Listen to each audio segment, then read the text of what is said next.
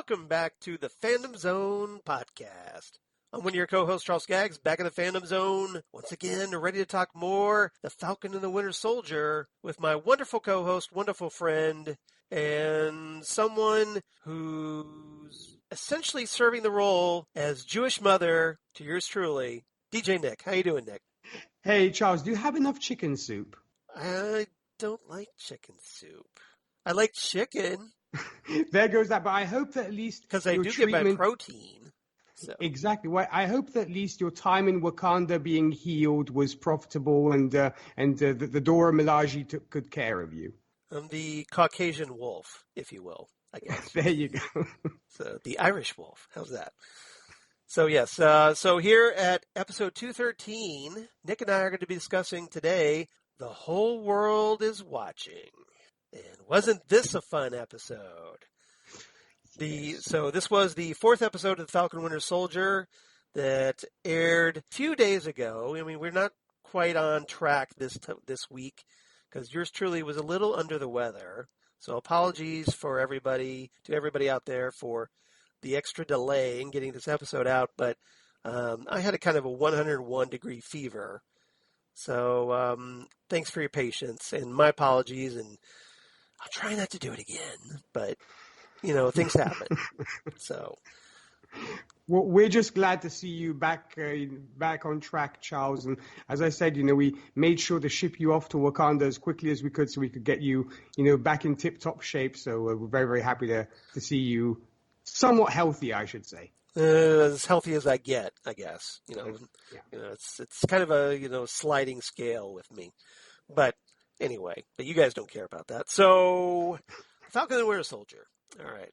So this episode, written by Derek Kolstad, who wrote the previous episode, Power Broker. So he's our first repeat writer for the series. Also mentioned last time, he's the co-executive producer and creator of the John Wick franchise. Yep. So I thought it was very interesting that he got to write these two episodes back to back. Probably because, hey, they're the Baron Zemo episodes. And I think it worked. I thought it was a good decision. Directed once again by Kari Skogland, who's directed all the episodes so far. So before we get into any guest cast this time or trivia, I don't have much trivia this time, but what are your thoughts on this one? Because, there's a lot going on in this episode. Some very interesting character development, some backstory for Carly Morgenthau. And, we get, a nice little surprise appearance by Ayo and the Dora Milaje, and a very literally brutal cliffhanger ending to this episode as John Walker finally reaches the potential that comics fans have been waiting for. Yes, this is true. There's a lot going on, and we'll talk about it. We'll break it down. But I want to get your thoughts about what your reaction was to this episode. Once again, a fantastic episode. I'm really, really enjoying where this show is going, Charles. I mean, there were moments, which we'll definitely mention later on, which I geeked out so much, and I was just enjoying with great glee and happiness. And there were others where I was like, wow, this took a dark turn real fast. And so I was kind of blown. Yeah. And I was just blown away by that. And as you said, it did give us a moment to also get a lot of character development and exploration of even those so-called quiet moments where you just have two people talking, where it's not, just boring, like, these people are just talking. What are they talking about? Get to the action. It was actually insightful, and it furthered the story. And we got to see that the storytelling is so well done that everybody's not one-sided. Everybody has multiple facets to their character, as we see in Carly Morgenthau, as we see somewhat also, I think, in John Walker. And that's what I love, is they are very relatable people. That's what I think is one of the strengths of the MCU, is just that. It shows you that the villains are not necessarily completely villainous, and the heroes are not 100% heroic. And that everybody has their feet of clay and their flaws, and these shades of gray, if you will. That's right. Yes, yeah. And I love that so much. And I just think this show so far is so well written. It's so well directed, and wow, this is just a grand episode. And I'm so looking forward to seeing what we'll get in our double header for episodes 5 and 6. It really had me saying, "Why isn't it Friday already?" I know, right?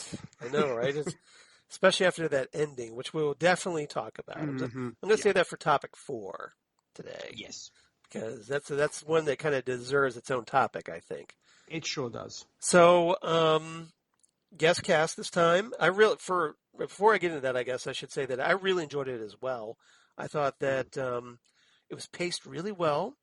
Kari Scotland, obviously she's directing all the episodes, so it's going to feel pretty consistent. But I think, for whatever reason, I think Derek Kolstad's writing, paired with her direction, seems to bring out the highlights. I mean, this episode and the previous episode seem to be the best of the series so far. And it seems like the series is getting better, which is great. That's what you want. You want it to build to something.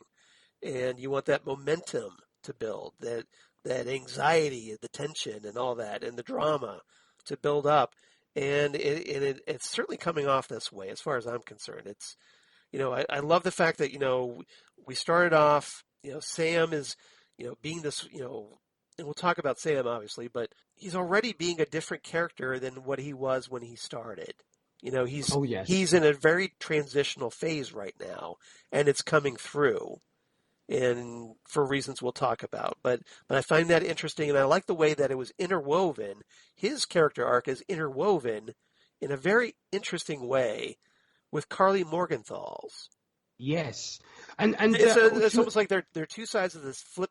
They're flip sides of the same coin, and she's coming at it from the villainous perspective. He's coming at it from the hero's perspective, but neither of them want to be attributed to that role. And they don't want to be pigeonholed. Neither wants to be pigeonholed. Right, and they want to, they see themselves as more than that. It's not so cut and dry. Like I said, shades of gray. And I find that really compelling television. So. Oh, I agree, and I also want to say, this is the feminist in me coming out. It's so wonderful to see. Okay, Joss Whedon.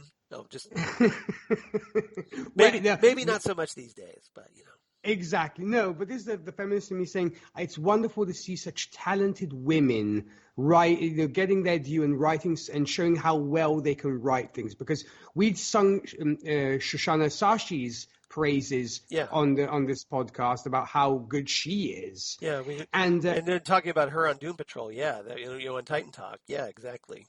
And Miss Skoglund is no different. So it's wonderful to see talented women, getting their due and showing that they can do it just as well as the boys. So I just wanted to throw that out there because I love seeing these kind of things. Well, what I'm enjoying is that they're finally getting, recognized as far as, like major properties. Before, like around the turn of the 2000s, they would get relegated to like the lesser known projects. Yeah. And now, they're getting the higher profile gigs. You've got directors like Patty Jenkins directing Wonder Woman. So, which, typically probably would have ended up in the hands of a male director. And, it's a nice thing to see. I think it's because it brings a fresh perspective, and and it's not just the same old white dude that exactly giving us the same old tired cliches in storytelling. Yeah. So it made me think of that because having come off recently off Birds of Prey, which is pretty much an all-female, should we say, behind the scenes as well. Right. Which I actually, I'm not going to get into too much, but I absolutely loved it. And I said, it just goes to show how well, that if you give the project to talented budding directors and writers, and female budding directors and writers, they can really do something which is really fun. And so it definitely made me think of that too. Yeah. Kathy Yan, that's who it was. Oh, yeah, exactly. Yeah, she's the director of the Birds of Prey, yeah. Yeah. All right. Just a lot of great, talented women out there, and it's nice to see them getting their due. Long overdue, Indeed. In my opinion. All right, so we get the return once again of Daniel Brühl as Baron Helmut Zemo, who, and we'll talk about this, kind of slips out the door, taking advantage of the chaos between, the Sam and Bucky side and the John Walker and Battlestar side. and with Ao in the middle, and the Dora Milaje, excuse me, in the middle. So very smart of him. We have Florence Kasumba as Ao once again, who was really good in this episode. Oh, yes. Very commanding. Like, she's learned well from Okoye, I'm just saying. Because it's essentially she was just, stepping right up just like Okoye would. It was very nice to see. Okoye has taught her well, she for has, sure. yes. The student has now become the master. Yes. We get a little bit of Emily Van Camp as Sharon Carter. And we get the return of Adepero Adoye as Sarah Wilson, who, much to Sam's chagrin, gets used as a way to threaten Sam to doing what Carly wants. She gets pulled into this, where she really had no business being brought in, but for Carly Morgenthal's desperation. And we get the last appearance in this episode of Noah Mills as Nico, Carly's number one guy. To use the You are phrase. my number one. Number one guy. Yeah. Sorry, Zan and I do that all the time on Ghostwood and Drunk Cinema. We can't resist. All right. Trivia. Like I said, I don't have much, but I did find it interesting. The title of this episode. The whole world is watching. And I'm guessing, Nick, because you like to pay attention to these things, that you know where this title came from. So would you like to share that with the class? Do you know? I'll leave that to you, Charles. Oh, I stumped you this time. Excellent. Yes, you did. All right. So the title of this episode is actually a line from Black Panther, where if you recall the scene, it was Okoye warning T'Challa of essentially doing the kind of exact same thing that gets done here in this episode when he prepares to execute Ulysses Claw in front of a large crowd of bystanders who are all recording his actions on their cell phones and whatnot. And in this episode, John Walker does murder Nico in front of a large crowd of bystanders. So we'll talk about that. But I thought it was a very interesting callback, especially considering Ao and the Dora Milaje are in this episode. Yes, it was a very nice tie into the whole Wakanda thing, which I thought was great. Yes, and as you said, unfortunately, this one takes a much darker turn compared to what we saw in Black Panther. But then again, John Walker is not as noble as T'Challa, so there you go. No, unfortunately, because Battlestar was dead, he couldn't exactly go up and go, "My captain, the whole world is watching." So. Plus, he's super pumped with super soldier serum. Yeah, essentially he's like, he's got super steroids in him, the super steroid serum, juicing him and giving him super soldier rage in the process. Yeah. But, all right. So, do you have any other trivia you'd like to share?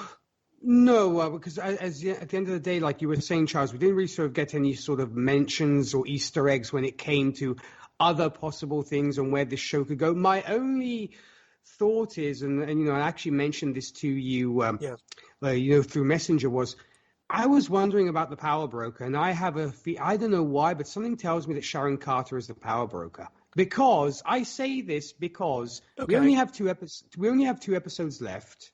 Yeah. And why would they bring in a new character in 2 episodes? Well, they are supposed to bring in a new character next episode, and supposedly it's a big name. But presumably it's not Mephisto, okay? But I realize what you did there. But I have a counter to your theory. I've been thinking about this because you mentioned this last episode. Yeah, in fact, no, you and I talked about this on Messenger. Yeah, that's right. And forgive me, like I said, I was in like 101 degree fever days this weekend. Worries. So if I get the details wrong, I apologize. But give me a little slack on this one. But my theory is that I think you might be partially right. I think it potentially could be Sharon Carter, but I think someone else is pulling her strings. And my theory on that is a character by the name of Dr. Faustus. Well, if that was the case, I'd be so happy to see Dr. Faustus, to be honest, which would be a great, gem of us Marvel fans. But because the reason I mention this is because I'm currently rereading, because I was, just in kind of a Captain America mood, with Falcon and Winter Soldier. So I've been going back through the Ed Brubaker, Steve Epting run of Captain America. Beautiful which stuff. is, as far as I'm concerned, it's the best ever Captain America run. I agree. I can't, it's just so good. I can't think of any run from that Captain America series, all of them, all the various volumes that I love better than this. And I'm currently reading the Death of Captain America storyline. Mm-hmm. And for those who you may not be familiar, in the comics, Captain America was killed shortly after the events of Civil War. In fact, I was going to say, wasn't that a runoff of Civil War? Yeah, it Yes. was one of the spin-off stories. Yeah, and the woman who pulled the trigger was Sharon Carter. Because she was being mind controlled by Dr. Faustus. Mm-hmm. So your theory could find some foundation in the next episode if they are introduced. So I'm wondering. So this is where this theory is coming from. Is like, well, since they've already written out the Steve Rogers Captain America at the end of Endgame. What if they do a version of that where Sharon's acting as the power broker, but not really truly being aware of it because of Dr. Faustus using his mind control over her. And he's the true power behind it. That could be the case, or she's like the fall girl for him, if you will, in the sense that he doesn't, he stays in the shadow. Because what made me think of it, and of course, then we will carry on here, is in the previous episode, I believe it was episode 3, when they are leaving the shipping containers, and Sharon gets into a car, says we have 2 problems to deal with, and I thought to myself, why would she say that? So it made me wonder. So that's again that kind of I think fits my theory that she might not be aware of what she's doing, because if the hypnotic control, essentially is having her act subconsciously as the power broker. Yeah, and then, it wouldn't. And then she might actually be working against her own self. Like the real Sharon personality, is helping Sam and Bucky, but the power broker persona implanted by Dr. Faustus, perhaps, might be that could be. I don't know. It's just a theory I came up with. I don't know how true it is, because I know we've been wrong about theories, but I thought it was an interesting one. No, but I mean, it could find foundation, especially the fact is, as you said, we should be getting a big reveal in our penultimate episode. Yeah. So it could be the case. And if they are bringing a new character next episode, in episode 5, that might work, because if they introduce Dr. Faustus at the end saying, haha, you thought it was Sharon, well, it's actually me behind it all. And then he turns out to be the big bad of this. It could be a very interesting thing. In fact, that's why I'm really, really curious to see where we go from here. What do you think? You like that theory? I do, and I think it wouldn't surprise me if I'm right. It wouldn't surprise me if Sharon Carter were involved in it, also because it would kind of turn things spin things on their head, if you will, as everybody remembers Sharon as being a hero. And so it could kind of like with Agatha Harkness, who was more of an aide to Wanda and not an adversary. Yeah. And with WandaVision, they flipped that on its head and made Agatha Harkness the villain. Right. And if she is being controlled, then essentially Sharon's still the hero we know and liked. I hope so. Yeah. So we'll see. Because she was off the grid for a while, so that would have been a great opportunity to put her under Dr. Faustus's control, I'm guessing. True. All right. Yes, I just wanted to throw that out there. Okay. Sorry for derailing us. No. It gave me a chance to express the theory I've been wanting to tell you, and I keep forgetting. So, anyway. So enough of the theories. We need to get moving on the topics, because while we were talking, I got a text from, of all people, Christine Peruski. Wow. So, Hey, Christine. so friend of the show, Christine Peruski, asking, "Hey Charles, where's the latest episode of the Fandom Zone? That last Falcon and Winter Soldier was a smashing good time." So, Christine, quite literally, we're working on it right now. So and hey, and how cool is it that she actually made it onto the episode, and this is not even a live show? It is fantastic. So this is a surprise for you when you listen to this. That yes, we're actually working on it. This very moment, we're working on it. Okay, so and you made it onto the episode without realizing. Exactly. So how's that for service, Christine? All right. So can't get any faster than that, I guess. All right. So topic number 1. Let's talk Bucky and Ao. I thought that this might be a good topic because we start off with a flashback as we go 5 years back and to Bucky's time in Wakanda recuperating. And we get to see that kind of friendship that the two, form with one another in a very interesting way because Ao is trying to help rehabilitate him from being controlled, especially by guys like Zemo in Civil War. And essentially, this includes like trying to deprogram Bucky of being affected by that Winter Soldier protocol. So, what did you make of this revelation and the way it kind of plays out in the present day, where Ao shows up, demanding Zemo be returned to Wakanda because, well, hey, Zemo killed their previous king, T'Chaka, and go figure, they might be still a little sore about that. Just slightly mad, just slightly miffed. A little about miffed, that. Perhaps.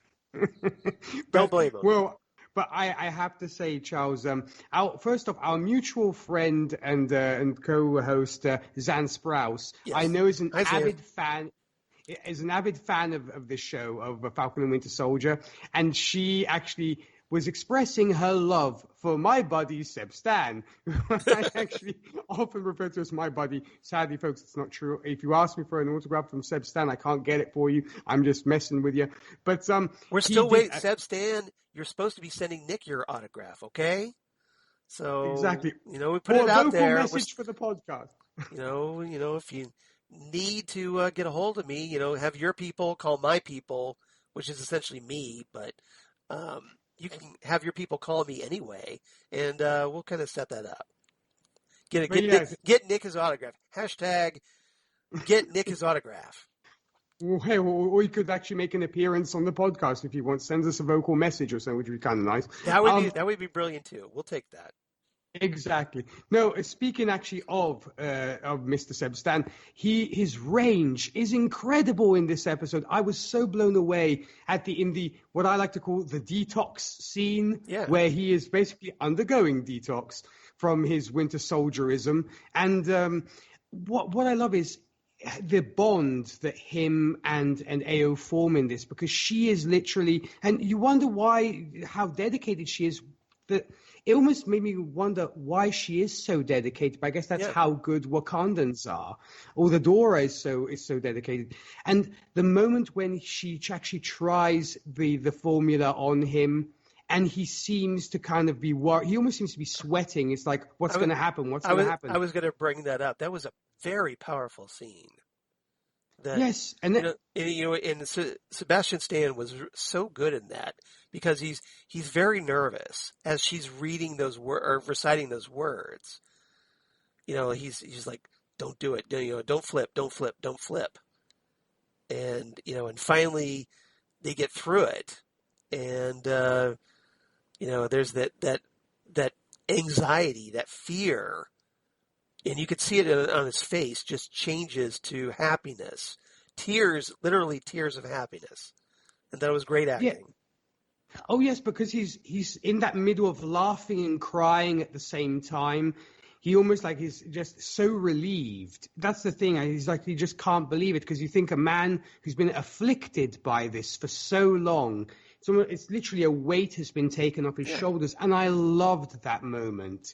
And of course, it was good that they showed us that, because I think it also goes to show you how strong the bond is between Bucky and Ao in particular, because she Yeah. was literally his caregiver throughout the whole process. Because I believe we don't see any other members of the Dora around him in that moment. It seems to be mostly him and her. Yeah. And I thought it was beautiful. Well, she might have been And tasked with his recovery in this regard. yeah, And I think they mentioned, like, he thanks Ao for her help and also Shuri's help. So maybe it was the two of those that were kind of given the responsibility to. They were maybe taking shifts between the two, Yeah, I guess. kind of. Shuri handling the technological, and Ao handling the mental, the discipline, the strength of will. Yeah, perhaps. And we also see that Ao knows how to disarm him if needed, because we do get that reminder later on in the episode. I see what you did. Ah! There you go. See, nothing. That's what I love about you, Charles. See, nothing gets past you. No, I see what you did. Like, I kept waiting for Rocket Raccoon to come out and go, like, I want that guy's arm. Give me that guy's arm. No, really, give it to me. But yeah, it'd be hilarious. It shows you how, I guess, I suppose she had to, in case he did flip and turn into the Winter Soldier. So she probably had to know how to literally disarm him. Yeah. And then we do get a callback of that, of course, when the Dora do show up in the episode. But it was gorgeous. But it was beautiful. I loved the scene. I loved how the acting on Sebastian Stan's part was just fantastic stuff. And you do wonder, though, at this point, obviously they want a Zemo, and I think Bucky is more than happy to hand him over. But he kind of tells the Dora, once I'm done with him, you guys can have him, any way you want. We need him first. But But then, obviously Zemo has other ideas.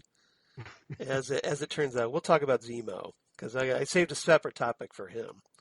What did you think of that, of the whole sort of AO Bucky stuff, Charles? Well, what I liked about it, we talked about, you brought up a lot of great points, but what I liked about it as well was how much it was a great idea to show that backstory, that flashback scene, because normally I don't like a lot of flashbacks, but because a lot of times they're like, I'm looking at you, Arrow, they're handled horribly, but in this case, it made perfect sense. And what it did, it added a lot of weight and a lot of gravitas to the present day scenes, because it showed the two had a bond. And these two characters who, their relationship, we have seen very little. Like they would be maybe in the same shot at best. And here we find out they had a backstory. They've got a history together. And as it turns out, it's a very important one, because we learn that AO, helped Bucky, recover from that programming and become an independent person again, not able to be controlled. So Bucky realizes how important that was, and he owes AO. So when AO shows up in the present day saying, hey, you've got Zemo. We want him. He killed our king. We're still not over that. So hand him over. And so it makes that, much more powerful, this callback. And you kind of, the way that the characters are looking at each other, you know that they have this shared history, and it makes the scene much more dramatic and powerful. And I like that. I agree. And AO delivers her lines so well. I mean, already, she stood out for me. We don't want to spoil that quote, because it's a very great quote that she delivers. True. No, but probably know the one I'm talking about. Yes. Okay. No, but I mean, we already remembered her for the famous "move or be moved" from Civil War, where she made an impression immediately. So, like, AO always gets the best lines. Yeah. Well, Okoye's not around to steal the lines, so when Okoye's away, AO will play. Yes. So, but yeah, she obviously has zero time for John Walker, especially when he's being such an ass. that I really enjoyed those confrontations as well. Oh, I was right there saying, please get them angry, because kind of just waiting, because like I was like pointing out, going, you don't know, you don't mess with the Dora, buddy. And I was like Mr. Burns going, excellent, just tick them off enough, make my day, as somebody would say. Yeah, well, when we're talking about Ao and the Dora, I love the fact that they come in and just essentially beat the crap out of him. That they just dominate him. And he throws his shield and he gets stuck in a wall. And one of the Dora, it wasn't Ao, I believe. I think it was another one. Yeah. She pulls the shield out or whatever, and she gets a hold of the shield. And Ao tells her, "Go ahead and give him back his shield. We're done here." But it's like she wasn't going to give it back to him until Ao told her to do that. But it was so. She was all like, "This shield is mine. I'm not. I claimed it. I defeated you." It was so Clint Eastwood, really. I was like, Clint Eastwood would be proud. I was just waiting them for say, you should ask yourself, am I feeling lucky? Right. Well, do you, punk? Yeah. I was like, Inspector Callaghan would be very proud of you right now. Thank you. But I just and you can almost see the look on John Walker's face where he's like, "Can I have my shield back, please?" But yeah, wasn't it satisfying to see the Dora beat the crap out of John Walker? Yeah, and then he's lamenting about it later. But we'll talk about that. But it was good because it also fed his character arc that he's realizing that he's not powerful enough. They had to get him to that point of desperation. Yeah. And Ao and the Dora were perfect for that moment. So really enjoyed it. Other than that, anything else about this topic? No, I mean, I just really, as I said, I love Ao now so much, and I always loved the Dora, and hopefully we will continue to see more of her, and I'm hoping we get a scene between her and Okoye saying, so how did it go with the Winter Soldier? And some kind of hilarious exchange between the two. Well, before we move on to their next topic, I did want to mention something I was noticing while watching this episode. So Bucky, if you notice, maybe it's just me, Bucky and Sam aren't as antagonistic with one another as they were when they first started this series. Well, as you rightfully said, Charles, like any good buddy cop show or buddy cop film, they hate the hell out of each other, and then at the end of the day, they're going to their daughter's weddings, Right, exactly. Yeah, so they've kind of reached that stage in the buddy cop movie where they realize, they're backing off. They're like, okay, I'm not quite ready to be friends with you yet, but you've done some things to earn enough respect from me. Yeah. So I'll back off a little. And Bucky actually trusts Sam with his wanting to reason with people. That's what I love. Unlike he would have probably rushed in before. Yeah. Now he's like, I know you got this, buddy. I'm going to let you do it. Yeah, I think now Bucky is seeing there's trust. Yeah, there is, and that's important because I think Bucky is now seeing some things in Sam that perhaps weren't there before. And we'll talk about that. So I can't think of a better segue, though. So there you go. So let's go ahead and talk about that, right? So topic number 2, let's talk Sam. And let's also talk Carly, because the two seem, like I said, very intertwined in this episode. They are, yes. They're coming completely opposite ends, opposite spectrums, but they're coming together and forming a weird dynamic with one another, very interesting dynamic. It's not your typical superhero versus supervillain dynamic, I'll put it that way. Yeah. And I think as a result, it's becoming much more compelling because it's not the same old tired cliches, like I said. And then let's also throw in Sarah, who, Sam's sister, who essentially she's brought in as a bargaining chip or a way to a blackmail chip, I guess, to force Sam to back off. And I thought that Sarah had a very interesting phone call with Carly as well, and very revealing. So I thought that might be interesting to talk about. So first, let's focus though on Sam and Carly, and let's talk about also, I think, and so I'm sure that you've already picked up on this, the development that Sam seems to be going through rather quickly, but maybe a little too quickly, perhaps. But they only got 3 episodes left. They have to rush this a little bit now. Yeah. And I want to get your thoughts on where Sam is possibly headed. What do you think? Well, I mean, we do learn in this episode, because I believe it was not revealed to us before, that Sam actually was counseling soldiers as part of his job. I believe post being a soldier in the field, what he was doing was I'm sorry, I don't want to interrupt you there, but no. That was in Captain America: The Winter Soldier, because that's where when Sam and Steve first met. Oh yes, they were true. So we didn't know that he did that. Yeah, because Sam invited Steve to come by this center. Oh yes, they had he was holding those group therapy sessions. Right. True, that's right.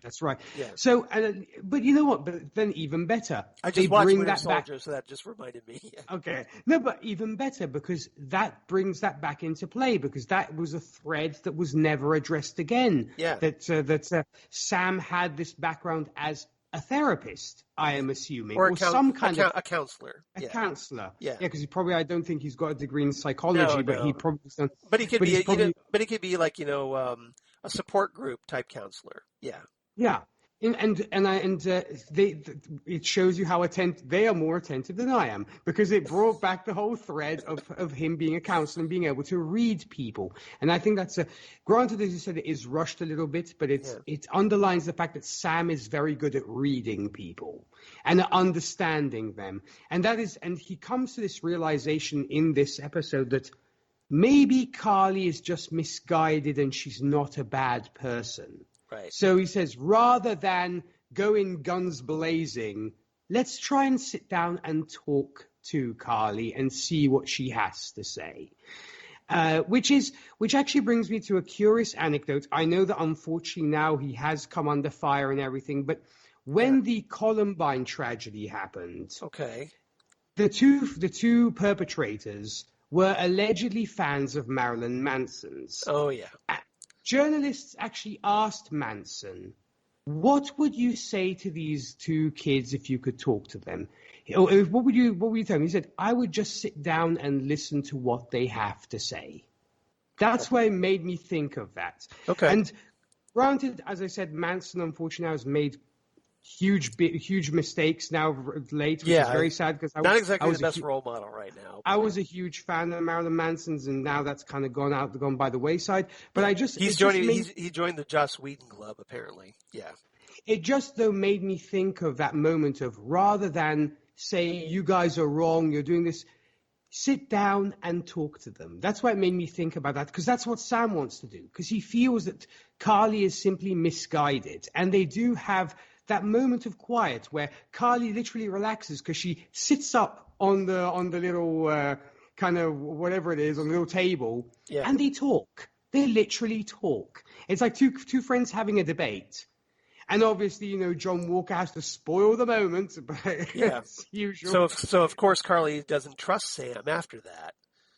But yes, exactly. It's like way to ruin the where you could have actually he's talking her off the ledge, and he almost had her off the ledge. Of course, she's like right there, and he comes barging in like an ass at this critical moment, and because he's impatient and juiced up, and it was very disappointing, but you knew that's probably where it was going to head, right? Well, no, of course, but see, that plays in with the fact that Bucky, who can sometimes be the very impetuous guy, is like, let the guy work. He knows what he's doing.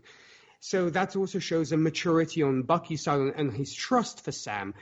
But at the same time, I think Carly mentions she sees a lot of her in Sam, because they talk about the fact of maybe not being accepted and the difficulty of finding acceptance coming from Sam's experience as a black man, of having the issues that he is having as well. And they seem to almost bond over the fact of being misunderstood for who they are.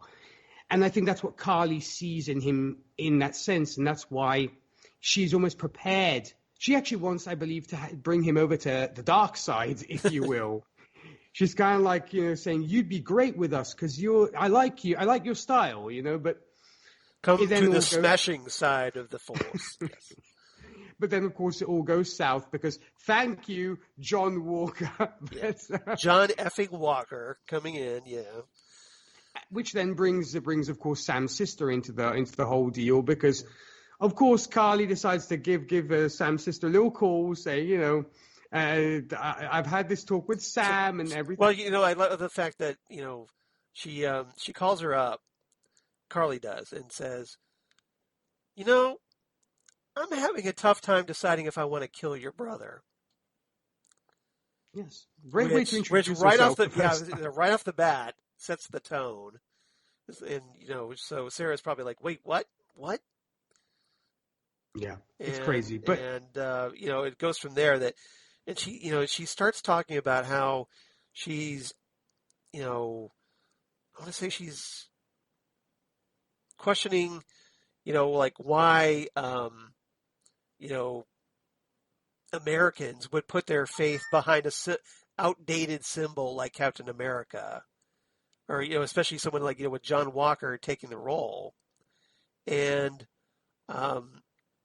Sarah thought, it made kind of a very powerful statement where she goes something like, well, that's not me, that's not, what he doesn't represent me, my people, and so I think that was a very foreshadowing moment because, we've talked about this, that I feel that this series is essentially all about Sam stepping up as Captain America and taking the role. And as this episode, I think, is a very pivotal one because you start to see Sam coming into the role. You see him just like Steve Rogers would, being very open and like, okay, there might be two sides to this. How can we work this out? And only fighting when talking doesn't work. So, and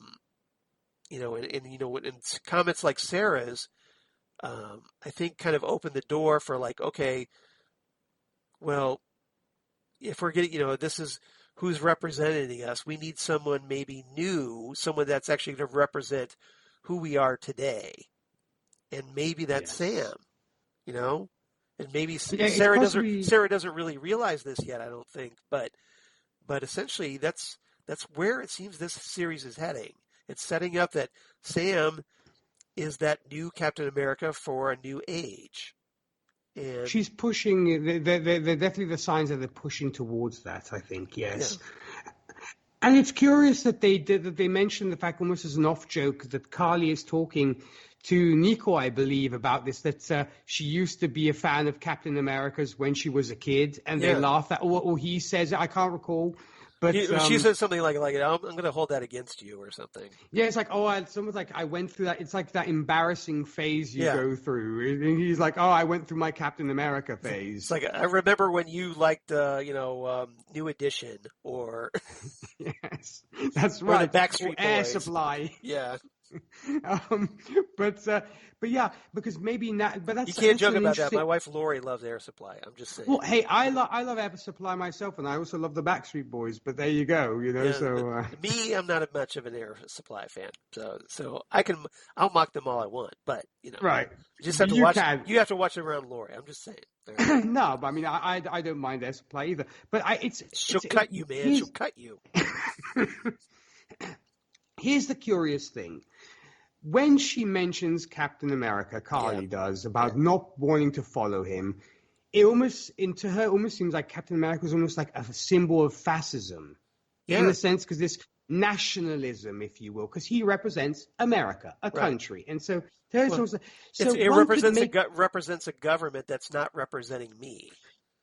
True, because it makes you wonder, this is my interpretation, could flag smashers almost be considered like Antifa, as in anti-fascists, as in maybe even sometimes through misguided actions, want to overthrow fascism. Their heart is in the right place, but they're going about it the wrong way. Yeah, That's what I kind of think. Well, and that's Sam's attitude, because Sam's approaching. He tells Carly this. He goes, there's things that you're doing that your goals I kind of support, but the way you're going about it is what I have a problem with. When you go around killing people, that's when I have a problem with. That's why it made me think of the whole of the should we say problem that journalists who have covered Antifa have, is the fact is the ideals of writers in fascism is obviously an evil, but the way they're going about it of perpetuating their ideas through possibly even violent means is wrong. So it's a question of misguided action, is what I'm saying. Well, to be fair, Antifa isn't entirely extremist. No, there are fragments of it which are. Yeah, so I mean, there are like any big group, of course, has its extremist wings, and of course, in one way or the other, and we see this all the time here in America that there are various degrees of, like, say, liberalism or conservatism, and then there's the extreme liberals and the extreme conservatives. Totally. And then you go even beyond that, lately, unfortunately, with the conservatives, where you go right into fascism, because it's taken way too far. So Sam is essentially like, he's right there in the middle on this one. That's right. Whereas Carly, he's like, I can see you in I could see this side, I could see this side. But Carly, like you're about to say, I'm sorry, I didn't mean to cut you off. No worries. But the Carly is essentially, she's an extremist, and she doesn't view herself that way, and that's where the problem is. Yeah, Sam is caught between the two fires of possibly nationalism represented by John Walker, and the complete other side of extreme anti-fascism, taken to the point of extreme. And these are the two clashing points. Granted, it's an interpretation. It's not necessarily maybe what the writers were saying, but I thought to myself, also it's colored by the times we're going through. It made me think of these two polar opposites where both fringes are extreme, where one is perpetuating maybe more conservative beliefs and one is perpetuating more liberal, but to the extreme. And Sam is the middleman, like you rightfully said. Yeah, I think it's Sam is realizing that that Carly is that extremist, and Carly, being extremist, she doesn't view herself that way. So consequently, and a lot of extremists, I see this a lot of, here in America, obviously a lot, especially lately, they don't view themselves as extremists. They view themselves as the mainstream. Like, it's everybody else that has the problem. Of course. And, it's always the villain never sees themselves as the villain. They see themselves as the hero of the story. So Carly is very misguided here, but it's this episode, especially, I think, that's making her a much more compelling villain. First couple episodes, we were kind of wondering what they were doing with her character, because it seemed like she was there, but she wasn't really giving much, as far as terms of plot. When essentially what it was, I guess, they were just putting her on the back burner and not really getting her to her story until this episode and the previous episode, and then really kind of putting her on the front burner and turning up the gas, I guess. And I'm going to come up with a little provocative. That's my metaphor, and I'm sticking to it. And you did a wonderful job of it. Very well played there, Charles. And but I wonder, this might be a little bit, should we say, provocative on my part, but do you think that Carly will make it to the end of the season, or do you think she might meet a grim fate? Well, Mr. Agent Provocateur, I'm going to say that she probably does not survive. Okay. I think she probably becomes a martyr to the cause. So or perhaps, it'll be one of those deaths that, you don't know if she's really dead or not. So that if they decide they want to bring her back, they'll just kind of leave it open. Like, she'll fall something, and then everybody will mourn her loss and make her a martyr. But she might potentially still be alive somewhere. Or she might, push Sam over the edge and sacrifice herself for him. And to that point, it's like, oh, we need to do something about this. Ding, ding, Captain America. Yeah, we'll see. We'll see. But yeah, I don't hold out much hope that she's going to last this season. It's a shame because the character does have potential. Yeah, I think so. All right. Anything else about these characters? No, I'm just really curious to see where we go from here. And I have a feeling, as I said, my gut is telling me that Carly will probably make the ultimate sacrifice, and their bond with Sam will grow even deeper. Yeah, but I'm really enjoying what I'm seeing from Sam. He's much more thoughtful, because remember, we saw him in episode 1. He was still that cocky, like, I'm jumping out without a plan. And so now he's being much more thoughtful about his approach. And major props to Anthony Mackie. He's doing a fantastic job. Yeah. And, he said something I thought was very interesting. We could talk about this a little bit when we talk about Zemo next. But Sam, Zemo asks him about whether he would take the super soldier serum. And Sam very quickly says no. And Zemo says, no hesitation. Very impressive. Or as Darth Vader would say, most impressive. Which goes to show you that he's the ideal candidate. Right, exactly, because the guy who should be given the super soldier serum is the guy who doesn't want it. Who has that kind of impeachable character, that incorruptible spirit, and everything else. Because Steve Rogers, remember, was, he was just a little guy who, wasn't looking to become a soldier. He just wanted to serve his country. So you want to kill Nazis? Yeah, exactly. No, you can't have that drink. You're having your procedure tomorrow. I don't have procedure tomorrow. I'm not having a procedure tomorrow. I love that scene. I love that scene. Beautiful. It's one of my favorite. Yeah, so good. Anyway, all right. Now I want to watch First Avenger again. All right. All right. But yeah, it seems like Sam, seems like he might be the right guy, which is what I've been saying all along. But just saying. All right. Hate to say I told you so, but all right. Topic number 3. Let's talk Zemo, since we brought him up. Oh, Helmet. You dancing fool, you dancing queen. I can't believe there's actually a full-blown Zemo cut. No. Even better. It's like isn't it like a 6-hour Zemo cut of or Zemo dancing or whatever on YouTube? In a loop for 6 hours. Something like that. No, but I believe that now Disney Plus actually gave us, their version, if you will, the Zemo cut of the whole extended scene. That was fantastic. I'll tell you what, I'd rather watch the Zemo cut than the Snyder cut, but that's me. So, you're not alone, Charles. It's a personal choice, but those who feel differently, I respect your opinion. But Zemo, he's so manipulative. So Zemo, they're trying to get some information on Carly Morgenthau. So they get a line. They kind of figure out that she's going to be in Riga, Latvia, or as Nick would like to probably pronounce it, Riga. Riga. Yeah. And they're trying to get some information about the funeral of Carly's adoptive mother, Doña Madonna. Yeah.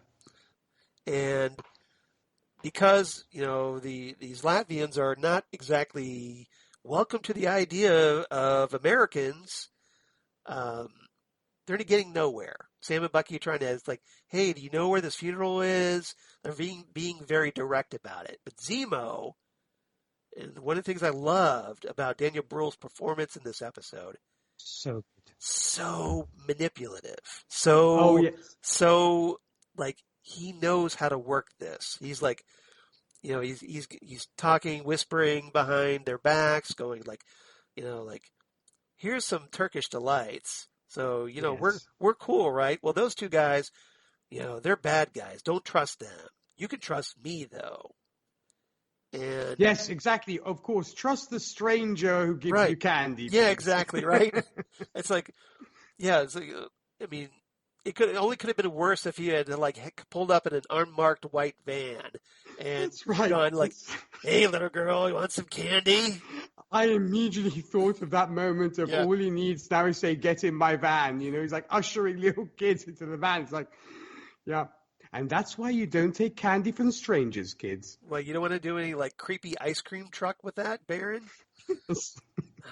Jeez, but he knows how to work it. He's like, you see it in his posturing because Daniel Brühl, he bends down to their level That's right. of children, which if you want to relate to children, that's a great way to do it because when you're standing over them, you're taller than them. You're very imposing. And You're more intimidating to them, yeah. So it's all the body language, and this it's something I've picked up on over the years, especially working in the corporate world. So and being a short guy like yours truly, so well, and also being an uncle, Charles, as well. Well, that too. But my point is that when you bend down to a kid's level, they're much more receptive because you're looking them right in the eye, as opposed to just looming over them like a giant figure. Yes. So, little tip for everybody out there. If you know kids and don't have kids, if you have kids, you probably know this. But if you don't have kids, or you don't have like nieces or nephews, and since Nick, you're a new uncle, Uncle Nick. I'm taking notes here, Charles. In fact, when I then end up interacting with CJ, I will definitely do that. There's your tip. So yeah, pay attention. So, school's in session, my friend. All right. So I'm dropping some truth, yo. All right. So what did you make of Baron Zemo in this episode? Because I found him so compelling, and just he's a schemer. And he's all these little schemes. Yes. Nice impression there of the dear old Heath Ledger, the sadly departed Heath Ledger. But I have to say, first off, a little story here. I fell in love with Daniel Brühl the day I watched Goodbye Lenin, which was the first thing I ever saw him in. And then, of course, I've never seen that. Is it good? It's fantastic. It's a German film, but it is so good. And then, of course, Inglourious Bastards was where, of course, he plays Henrik Soller, where he is brilliant as Henrik Soller. I really liked him there. Yes, and then, of course, The Alienist and all sorts of things. Yes, I forgot. Yes, he's. I forget what his character was. He's the psychiatrist or psychologist. Yeah. He's essentially the alienist, which is. He is the alienist. Yeah, he is the alienist. So, but he's fantastic at that as well. But I forgot. I really didn't make that connection. That was Daniel Brühl. I don't know why. That was why I love, because the guy has such range, and he does do a little bit of his alienist moment in this episode, creepy alienist, if you will, because he's getting and I love Turkish delight, mind you. I was like, I want some Turkish delight now, and that was one of the things that my give grandma. You a craving? Yeah. Yes, that was one of the things my grandma would kind of get me when I would visit her in Brighton in the UK. She'd get me to Turkish delight because I was very, very partial to it. Yeah. And so for the Americans listening to us who aren't familiar with Turkish delight, do you want to just quickly describe what that is? Okay, so I could almost say it's like literally cubes of sugar, right? If you will, which have various can be flavorful, kind of fruity almost. Okay. You usually get it. It's very much a British treat, if you will. It's been taken over by the Brits. Obviously, it did start out in Turkey, but it became very much. Right? It very much became a British sweet, and yet it's so sugary. It's usually like these little cubes of like candy, if you will, covered in powdered sugar. Yeah. And it is so addictive. Oh man, you can go through it. Oh man, I'm slobbering now just thinking about it. All right. But so he grabs his Turkish delight and Yeah, he has the creepy pedo moment when he's kind of like, "Hello, children," and kind of pouring the kids the candy onto. Little bit, yeah. And I was like, "Come on, dude, seriously, you're better than this." But hey, he knows how It to worked. bribe He people. got the information, so Well, I mean, the guy has bribed probably, high-ranking officials and presidents and government leaders. So I'm sure he knows how to bribe kids because he goes to he hits them in the fields, literally give them candy, right. and and he's so good at talking to them. That's the amazing thing. And then the thing is, he actually also relates to one of the children, the little girl. He's like, "My friend, can you help me out?" And this kind of thing. And she literally calls her my friend. Yeah. So she feels maybe validated by that. He establishes that connection there That's right. because of the terminology that he uses. Yeah. So he's very, very clever, and I just love how smug he is throughout this episode. Even when the Dora barge in and there's that fight, I really was just hoping to see Zima kind of sit back, get a nice bucket of popcorn, and just watch, because he's like, "I'm going to enjoy this." I've decided after watching Daniel Bruhl in this series and others that I want to see Daniel Bruhl, Mads Mikkelsen, and Anthony Hopkins in the same movie directed by David Fincher. Ooh, that would be amazing. You get those three together, wow. Wouldn't that be fantastic? And I'm sure that That's Daniel my Hollywood Bruhl's... pitch. So call me.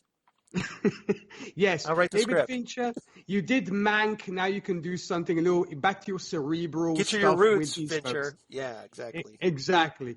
No, but he was wonderful. I just love Daniel Bruhl to bits, and I'm actually so sad there are only 2 seasons of The Alienist. I was hoping they might create a third because there was of only 2 Bruhl's books, genius. so Exactly, and I know they probably won't do another one. But man, is the guy good. And you really, I think, appreciate the villain even more. Because I enjoyed him in Civil War, but I think he was a little bit shortchanged in that film. Yeah, there was so much going on in that film. Yeah. So I mean, he got his moments, obviously, Yeah. but here he finally gets a chance to shine, which is probably why he did it. Because it was completely different from what he was doing in Civil War. Oh yes, and I'm sure this probably sends him up the charts, if you will, when it comes to the best villains in the MCU. Yeah. Because everybody's like, "Oh, Thanos and Loki." I'm hoping now they will show some love for Baron Zemo after this, because you always hear people naming Thanos and Loki. Yeah. They're great. I'm not saying, but I think Zemo does deserve a place on that podium, if you will. So here's the question of the day now. Yeah. Now that you brought it up, who's the better manipulator, Baron Zemo or Loki? I was just thinking that, because if the two ever allied, that could be very dangerous. Right. That could be extremely threatening. Explosive. Exactly. I love them both. I mean, I don't want to be too diplomatic. I love them both for different reasons. But right now, I'm kind of leaning towards Baron Zemo than I am Loki. Maybe it's because I haven't been exposed to him in a while. Yeah. But between the two, I'm kind of digging Zemo slightly over Loki. Sorry, Loki fans. I mean, I love Loki, and Tom Hiddleston is fantastic, and I can't wait for the Loki series. But right now, I'm definitely feeling the love for the Baron. It's kind of almost disappointing, though, because Daniel Bruhl is doing such a great Baron Zemo. Yeah. It's that he would have been perfect for Doctor Doom, I think. Yes, he would have. And we are Don't you getting think? Doctor Doom. He would have, yes. I mean, we will be getting, I suppose, I believe somebody already been cast in that role, Charles? I don't think so. If they did, it missed my radar. I don't think they had done any casting yet. There's rumors, but... He would be great, though.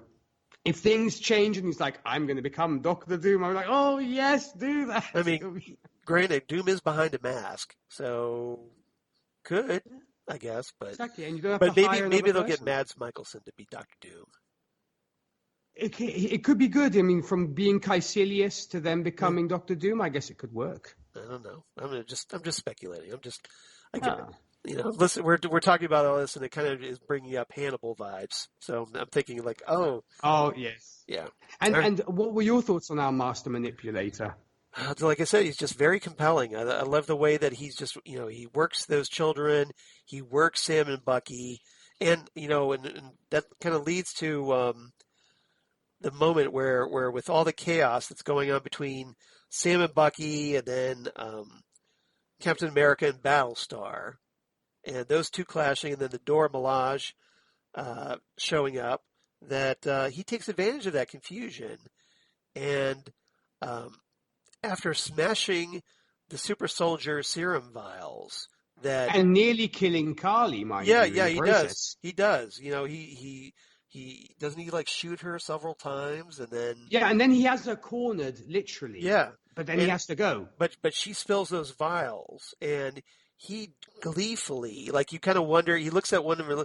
You kind of wonder if he's going to take it himself, but he's very consistent with his beliefs, where he's very anti-super soldier, and he proceeds to like drop it and smash it, and then starts smashing all the other ones he sees. He misses one, and that ends up in the hands of John Walker. But he is very consistent from what we've seen so far. He doesn't give in to that temptation. He's just like, I don't want any more super soldiers.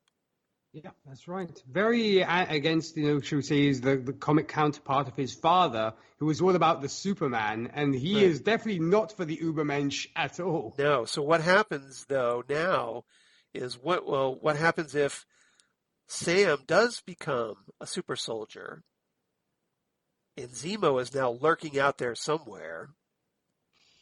Yeah. New Captain America movie featuring Sam versus Zemo, perhaps? That would be very juicy. Of course, I'm kind of hoping for the Thunderbolts movie, personally, but I think they have been featuring rumors. Zemo. I won't say how.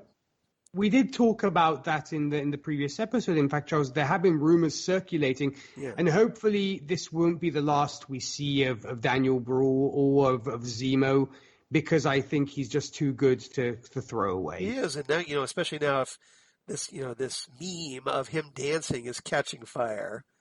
Oh yes, he's kind of becoming now a fan fave. So, and it may actually make want Daniel to continue to work with Disney. Well, and also people demanding like, hey, bring Zemo back.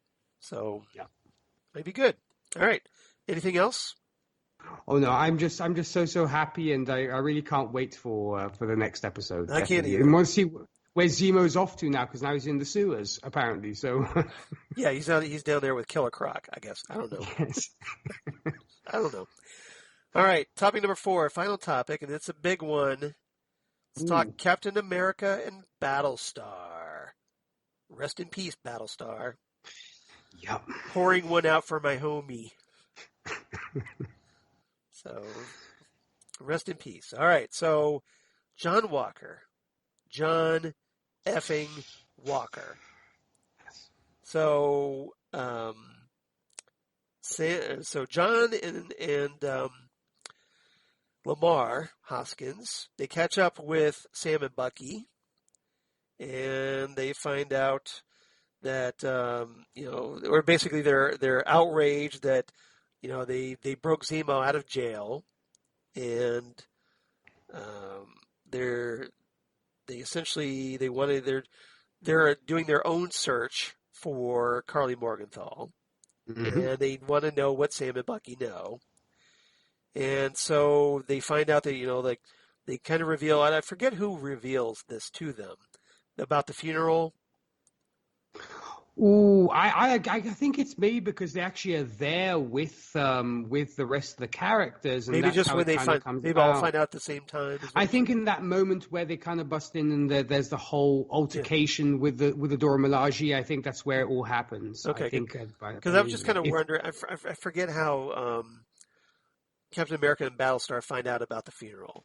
So I believe that's where it happens, or something slips, or it's hard somehow to place, but I guess it doesn't matter. But somehow they found out, and so John Walker, Sam's trying to. We talked about this. That Sam is trying to relate to Carly. John just busts this up. He's so, I guess, he's feeling these. Do you think it's maybe stemming from insecurities? Because he doesn't feel like, he's, up to the task. And, he's doubting himself. And so consequently, he's trying to overcompensate and trying to show everyone how tough he is, how up to the challenge he is, and just barging in without thinking. I do think there is an underlying inferiority complex. Right. And we had actually seen this when we were first introduced to John, when he's in the dressing room and he's trying to figure out how to talk as Captain America into the whole Good Morning America thing. Yeah. And we can see he's clearly nervous.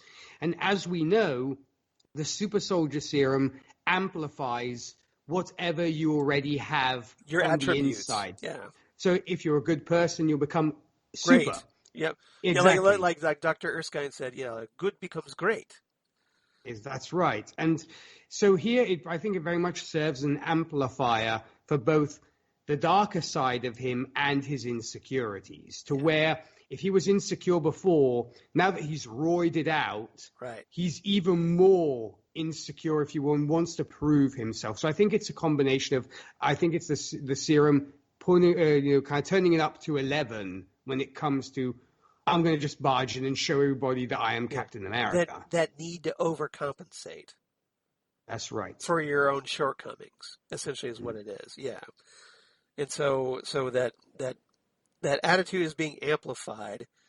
And, Walker, it seems like Lemar, as we've kind of established so far, is the only one that really seems capable of talking Walker down. Because they're friends, they've got history together, and John, I think, trusts Lemar.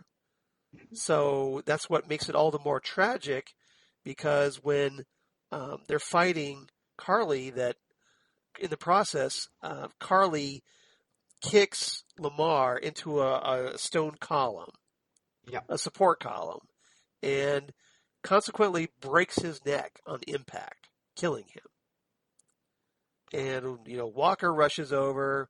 This is, again, after he's all juiced up now on super soldier serum that he got from what was left over, overlooked by Zemo, that, he's emotional. He's feeling this rage and grief all at once. And it's now being amplified by the super soldier serum. So he lashes out, and he finally, he gets a line. He's looking for, whomever he can find, Carly, any of the Flag Smashers, whatever. He gets a hold of Nico, and Nico sadly gets the full wrath of John Walker at this point. And unfortunately for John and his role as Captain America, it spills out to the street near a fountain, which is, of course, surrounded by a bunch of tourists, local citizens, what have you. And very public and, very messy. So he gets a hold of him and just beats and beats and beats on him with the shield over and over and over again until there's finally this very gruesome image. And they made a point of focusing on it, where John Walker's holding the Captain America shield, just like Steve Rogers would, but the bottom of it is dripping with Nico's blood. Very powerful image. Very horrific image. So what did you make of that moment? Well, first off, I'm going to say that's a PR nightmare. A little bit. So I'm guessing those endorsement deals are going to start fading away, maybe? Yeah, exactly. John Walker, you're not going to Disney World. Because it's closed, but hey, that's neither here nor there. But well said. And I think the fact is, we talked about his inferiority complex and his desire to overcompensate. Yeah. And added to the fact, of course, the super soldier serum, it was an interesting directorial choice that we didn't get to see him actually take it. As in, he takes it off screen, which was an interesting choice, I think, on the director's part. Yeah, well, it made for a more of a surprise reveal. Yes. But they did kind of imply, because, Walker did find it. So you kind of figured he was going to take it, right? Yeah, because he pocketed it, and then he has the little chat with Lemar of, would you take it if it ever showed up? Yeah, you bring up. Yeah, I forgot about that. So, there was before all this horribleness happened, they did have a moment where they were sitting down in this bar, licking their wounds after the Dora kicking their ass, and I guess they make a joke because Captain America, John Walker, gets asked by someone to sign his autograph. And he kind of teases Lemar as like, yeah, you're just jealous because nobody asked for your autograph and whatnot. Yeah. And then they get into a discussion about whether they would take the serum.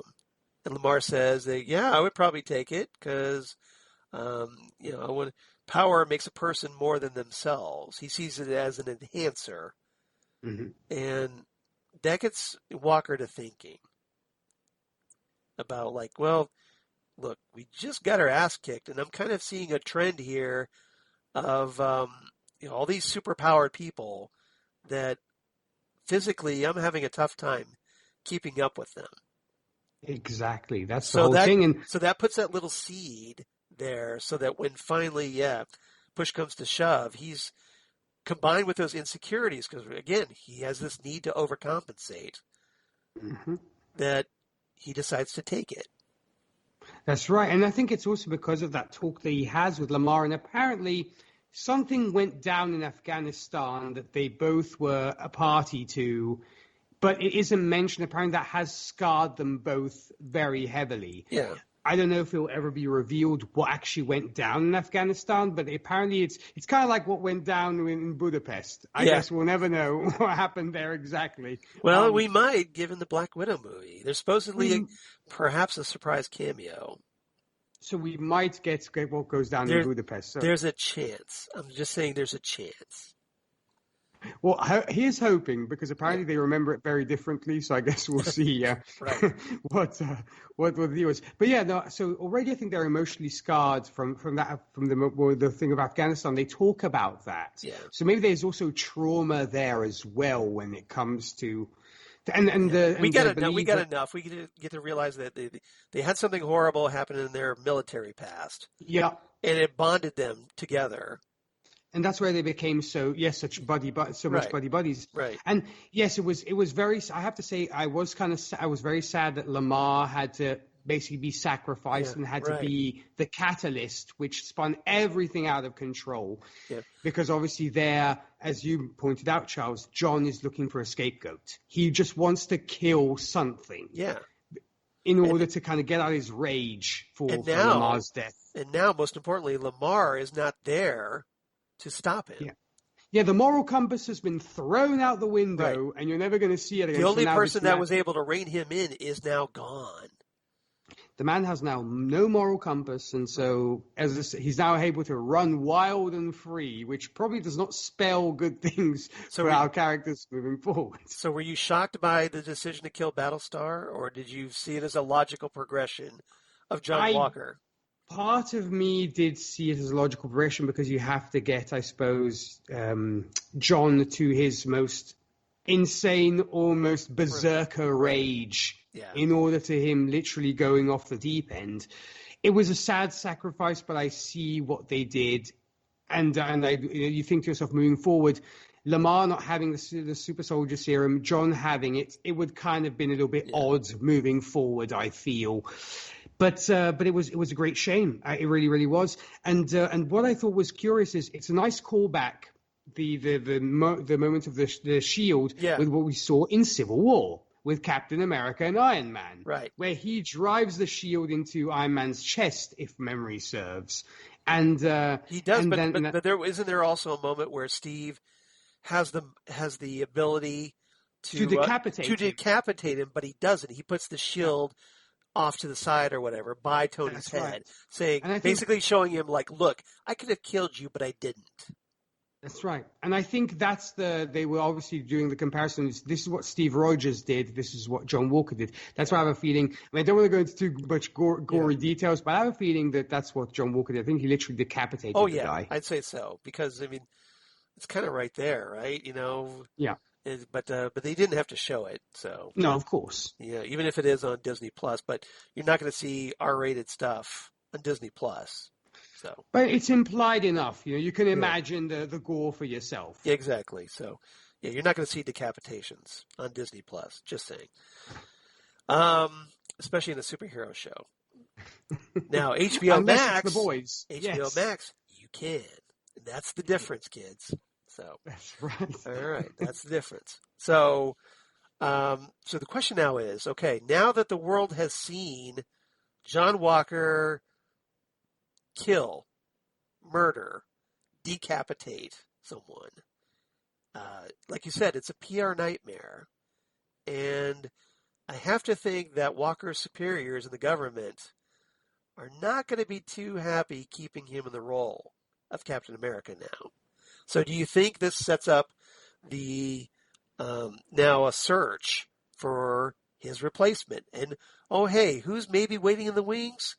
Sam Wilson. I think that's a perfect way to bring it in. And not to mention, it could bring out John Walker going rogue. Right. As in, he's not going to give up the shield. Even if his superiors come up to him saying, John, it's not working out. We're going to look for somebody else. That he's going to be like, I am Captain America. Not to mention now with the super soldier serum coursing through his veins. Yeah. He probably is not even in the right mindset anymore. You can't reason with him anymore. No. So I think it's going to get to the point where he'll actually go rogue, and so it'll be almost a hunt for John Walker. Well, I think that's why they might enlist Bucky and Falcon to kind of go after him in some capacity. I think that's what's going to happen in episode 5. I think the whole thing is going to be, episode 5 is probably going to be, well, now that this is out there, Walker needs to be stripped of his role as Captain America. And we'll see how that plays out. And maybe how certain Sam Wilson ends up with a shield. A lot on the plate by for episode sure. Because 6, I'm guessing. Because I'm kind of putting myself in like the writer's room, potentially thinking, you have a lot on your plate here. Because if you do have John Walker going rogue and you have the Flag Smashers to deal with as well, it's going to be curious how you make the whole thing coalesce in 2 episodes. Not to mention the whole Power Broker thing still lurking out there. That's right. Yeah, exactly. So the writers, there's quite a lot of going on. The writers. These are going to be some pretty packed couple of episodes. So we'll see if they stick to landing. They could be just like WandaVision. Decide, well, hey, we'll address some stuff in a movie somewhere. But, yes, you'll get it in some form or shape down the line. We'll see. Maybe they just somehow strip Walker of his shield and his costume or whatever. And then he goes off to become the U.S. agent in a movie somewhere. Yeah, they might not kill him off. In fact, they might not kill see him him off. Like in the shadow, rushing off somewhere. Yeah, or whatever, and you see him without his uniform, or he gets a whole different uniform, perhaps. We'll see. All right. Anything else about this episode? Like I said, there's a lot to talk about, obviously. Yes, there was. But no, I think we did this justice. And it was just, as I said, so good. I'm glad that the runtime is a little more extended on these episodes, because had it been WandaVision length, we probably would have been shortchanged, and it would not have been 6 episodes, because you can't tell a story like this in 6 episodes and not have a decent runtime. No, this is a pretty full story, as it turns out. All right. It is. Favorite quotes? Do you have any favorite quotes? I had a couple. So first, the exchange between John Walker and Ayo. Walker's like, the Dora Milaje don't have jurisdiction here. And Ayo answers, the Dora Milaje have jurisdiction wherever the Dora Milaje find themselves to be. So I like that one. That was stone cold, the way she delivered that. Oh, yes. And then Bucky and Zemo. Bucky to Zemo. Maybe you're wrong, Zemo. The serum never corrupted Steve. And Zemo's like, touché. But there's never been another Steve Rogers, has there? Oh, yeah. Zemo's always going to have the last word. Have you noticed that? Oh, he has. Yes. Yeah. Let's see. Zemo saying, the very concept of a super soldier will always give people trouble. Or will always trouble people, excuse me. It's that warped aspiration that led to Nazis, to Ultron, to the Avengers. And Sam says, hey, those are our friends you're talking about. And Bucky adds, the Avengers, not the Nazis. Yes. Just to clarify. Just to clarify. It's important clarification. So I thought that was good. Carly talking with Sarah, which I thought was good, where Carly says, and I mentioned this earlier, I'm trying to figure out if I need to kill your brother. I thought I could trust him. I thought I got the impression that he and I had some things in common, but then it turns out he's working for your new Captain America. Sarah says, I didn't choose him. Carly adds, who would you chosen instead? And Sarah says, rather poignantly, I think, my world doesn't matter to America, so why should I care about its mascot? Wow. Yeah. Drops the mic, walks off, drops the cell phone. Brilliant. Once again, brilliant writing. Yeah, it was good. It was very powerful. And I'll end with this with Carly and Sam, where Carly says, so, you want to stop me because people are getting hurt, right? But Sam, what if I'm making the world a better place? Sam says, it's not a better place if you're killing people. It's just different. And Carly adds, you're either brilliant or just hopelessly optimistic. And Sam replies, well, can I be a little bit of both? Yes. Well, loved it. And that's what makes him worthy to be Captain America. Just saying. Yes. All right, so what's your rating? I'm going to give this 9 out of 10 bloodied shields. Yeah, I was tempted to go with that one. But I'm going to go, we're in sync on this week. So I'm giving it 9 out of 10 quickly disconnected bionic arms. Nice. There because, you go. Essentially what AO does is she does the 5-point palm trick and pops that thing right out of his socket. So, that's floor. Right. She goes, Uma Thurman's that thing. Boom. She literally Black Mamba'd that thing right there. Do you like the Kill Bill reference there? Yes, I did. But, the 5-point palm of death. All right. Phantom Zone news, very quickly. I don't really have much in the way of news, but I did want to remind people of some important dates coming up. Yes, please do, Charles. So there's some dates coming up for May. So we're in April now. We're halfway through. So I thought I'd remind everybody that Legends of Tomorrow comes back for Season 6 on May the 2nd on the CW. If you're an Image Comics fan like yours truly, you know that Jupiter's Legacy, based on the Mark Millar, Frank Quitely series from Image Comics, it debuts on Netflix May 7th. So that's coming up very, very soon. And it's 8 episodes, and I think it might be something we might want to talk about. I see where great minds think alike, Charles. I think it might be a nice thing in the lull between Loki. Because we have a little wait between now and Loki, so it could be a nice filler there. This might be the show to fill that void. Just saying. And plus, I think it gives a little bit of equal space to all the various publishing houses. We've done a little bit of DC, we've done a bit of Marvel. It's nice to do a little bit of Image as well. So Nick, I think you might want to brush up on your digital comics, perhaps. I think I will, sir. All right. So just highly recommended. Check those out. At least the first miniseries. Superman and Lois finally returns May 18th. Yay. To the CW. Can't wait for that. Can't happen fast enough. Agreed. Love that show so far. And Lucifer returns for its back half of Season 5, Season 5B, on May 28th to Netflix. So, and then after that, it gets to have one more final season. So, which they've now finished filming. So, Lucifer is all done, and it was a wrap. So nice. So that's in the can and ready to go. It's in the can. But there's obviously post production. But hopefully, it won't be too much of a wait between the end of 5B and Season 6. Fingers crossed. All right. So that's all I have. We do have some fan mail though from Holly Mack and Dave Proctor writing in.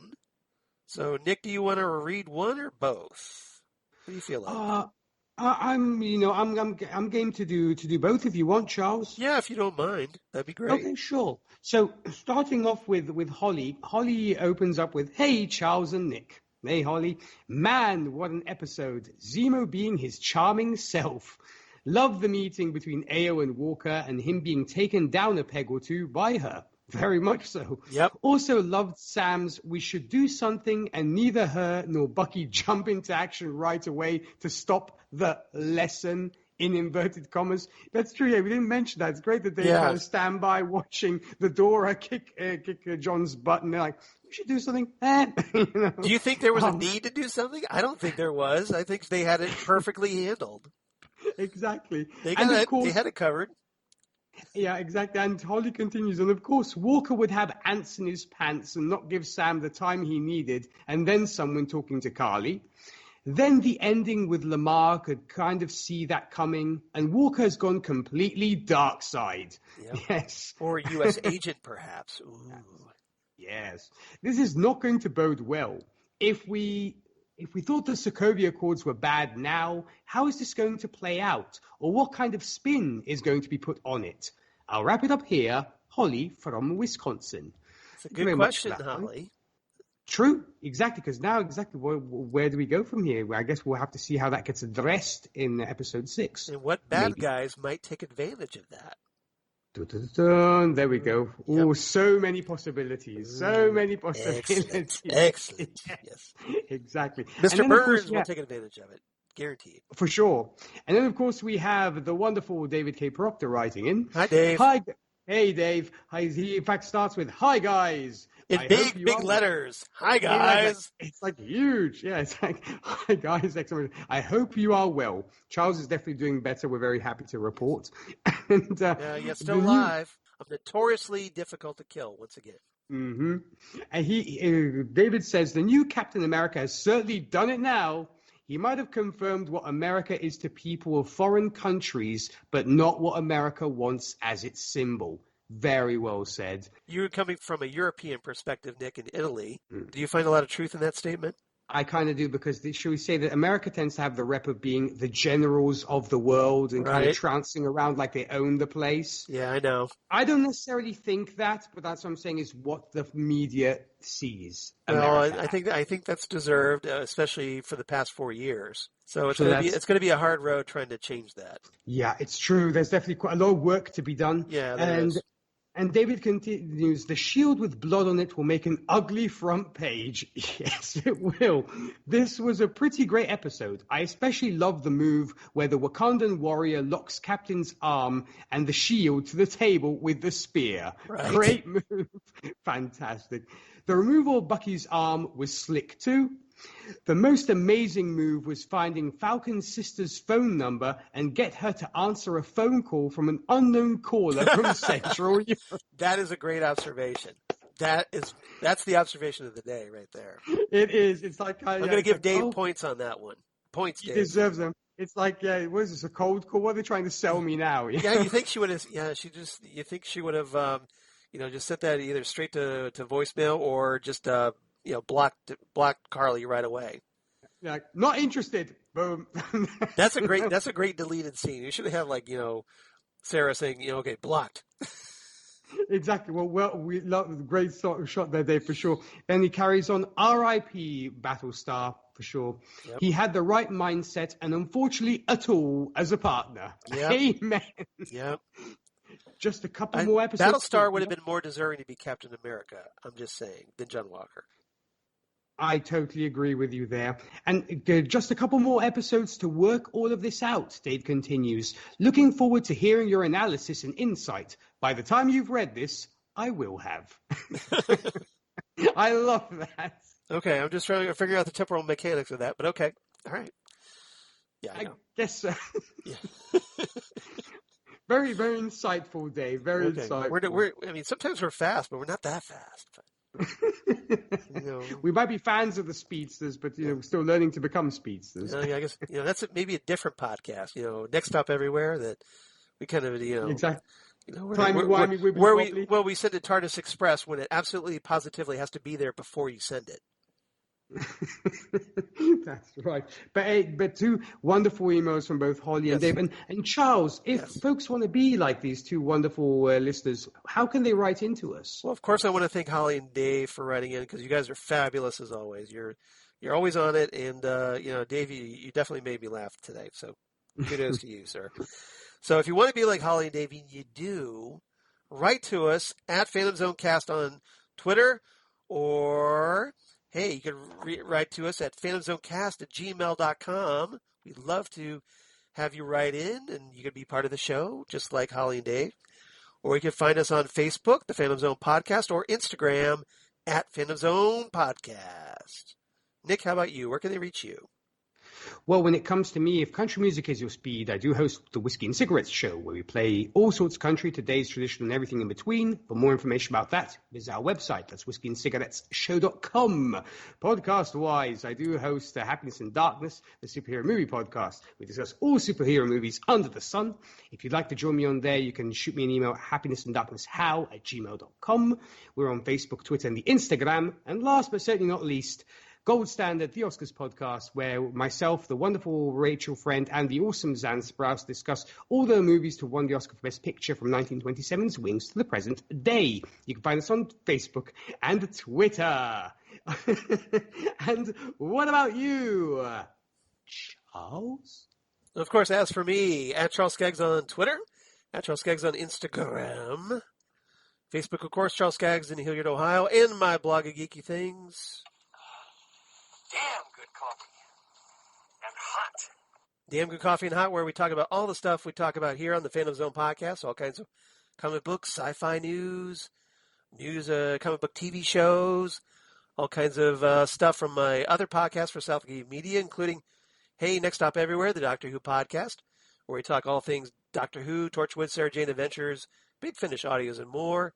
And currently, we just started Torchwood Month, where Jesse Jackson and I talked They Keep Killing Susie. Well, after it took 3 attempts for us to finish the damn thing, but we got it done, and it's now out, so hopefully everybody enjoys it.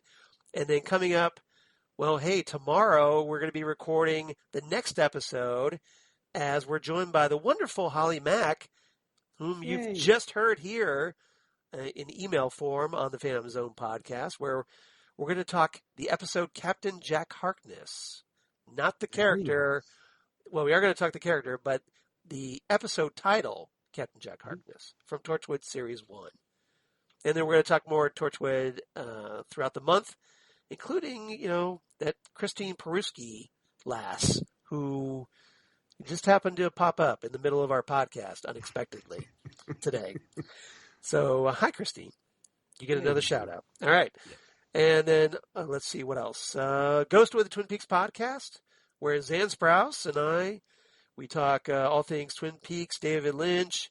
We just finished our on-the-air 3-episode retrospective, where we discussed the very obscure 1992 series on the air that was on ABC for a whole 3 episodes before getting yanked by ABC. And then coming up for our 97th episode, as we get ever closer to 100. Ay caramba.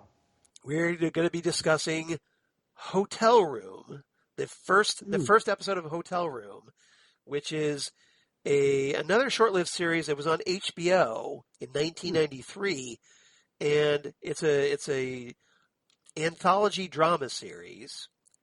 And the first and third episodes were directed by David Lynch, featuring some Twin Peaks vets, David Lynch vets, and also some very interesting actors, including people Lynch has never worked with before, elsewhere, like Mariska Hargitay from Law and Order Special Victims Unit, and Crispin Glover.